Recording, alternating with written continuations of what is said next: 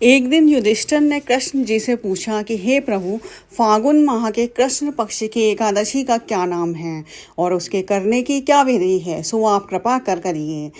श्री कृष्ण ने कहा, हे धर्मराज, फागुन माह के कृष्ण पक्ष की एकादशी का नाम विजया है। इसे विजया एकादशी के महात्म्य को सुनने एवं पाठ करने से समस्त पाप दूर हो जाते हैं। एक समय नारद जी ने जगत पिता ब्रह्मा जी से पूछा कि हे ब्रह्मा जी, आप मुझे फागुन माह के कृष्ण पक्ष में होने वाली विजया एकादशी के व्रत का विधि विधान समझाइए। ब्रह्मा जी ने कहा, हे नारद जी, यह विजया एकादशी का व्रत समस्त पापों को नष्ट करने वाला है। जब भगवान श्री रामचंद्र जी ने को त्रेता युग में 14 वर्ष वनवास मिला तो वह लक्ष्मण और जानकी सहित पंचवटी पर निवास करने लगे। वहां पर लक्ष्मण जी ने सूर्पणखा के नाक कान काट लिए। इस कारण श्री रामचंद्र जी और लक्ष्मण को खरदूषण से युद्ध करना पड़ा। तत्पश्चात रावण ने उनसे बदला लेने का निश्चय कर मारीच को स्वर्ण मृग बनाकर पंचवटी पर भेजा और राम लक्ष्मण को धोखा देकर पंचवटी से दूर ले गया तथा स्वयं ने साधु रूप बनाकर छल से माता जानकी जी का हरण कर लिया। और इधर जब रामचंद्र जी एवं लक्ष्मण जी वापस आए तो वहां पर माता जानकी को ना पाकर अत्यंत दुखित हुए और आगे चलकर दोनों ऋष्यमुख पर्वत के निकट आए। वहां पर उनकी भेंट हनुमान जी महाराज से हुई। तब भगवान ने सुग्रीव से मित्रता कर बाली का वध किया।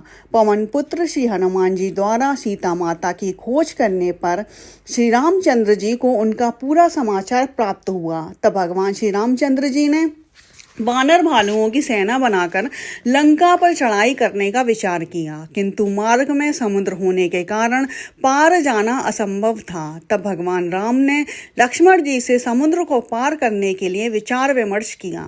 लक्ष्मण जी ने कहा, हे मर्यादा पुरुषोत्तम, जहाँ से आधा योजन दूरी पर कुमारी नामक द्वीप है जिसमें वकदालव्य नाम के मुनि का आश्रम है, अतः आप उनसे समुद्र पार करने का उपाय पूछिए। लक्ष्मण जी के विचार से सहमत होकर भगवान श्री राम मुनि के पास गए और उन्हें प्रणाम किया। मुनि ने उनके आगमन का कारण पूछा। श्री रामचंद्र जी ने कहा, हे मुनिनाथ, मैं सेना सहित निश्चरों को जीतने के लिए लंका जाना चाहता हूँ, किंतु बीच में समुद्र होने के कारण मेरी सेना लंका नहीं पहुँच सकती है। आप कृपा कर मुझे समुद्र को पार करने का कोई उपाय बतलाएं।